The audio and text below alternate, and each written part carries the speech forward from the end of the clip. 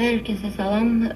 Dünəndən bəri mənə yazan bütün izləyicilərimə, tamaşaçılara, kollegalarıma təşəkkür edirəm. Mənim üçün narahat olmusunuz, qayğıma qalırsınız, şərhləri də oxuyuram.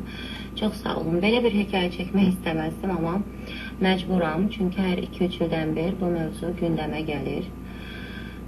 Köhnə bir mövzunu yenidən gündəmə gətirən əziz, dəyərli jurnalistlər, sayt rəhbərləri. Məqsədiniz bəllidir. Reyting, baxış sayı yığmaq. Amma bütün bunları edəndə mənim nə hisslər keçirdiyimi heç anidən olaraq düşünürsünüzmü? Qaysa bağlamış yaramı niyə qaynadırsınız hər dəfə? Siz baxış sayı yığacaqsınız, bir gün, 2 gün unudulacaq hər şey. Amma əziyyət çəkən mən, psixoloji travmalarımı hər dəfə niyə yadıma salıb gözümə soxursunuz? Axı bundan önəmli informasiyalar var. Konsert ərəfəsindəyəm. 3 gün sonra konsertimizdə yeni filmə hazırlaşırıq. Çox gözəl bir filmə. Bunu işıqlandıra bilərsiniz. Bunları niyə etmirsiniz?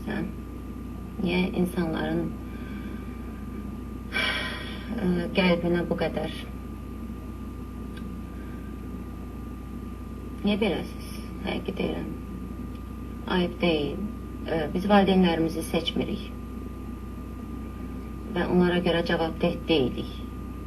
Hər dəfə bunu mənim yadıma salmaq, hər dəfə gözümə soxmaq. Bəlkə bəsdir, insanları da iyrəndirirsiniz. İnsanlığınız olsun. Onsuz da 5-3 nəfəri ortada olan o tərbiyəli, istedadlı aktrisalar. Uğurlarımızdan danışın. Vurmağa çalışmayın. Evimiz olsa belə örtün. Ayıbdır, həqiqətən ayıb.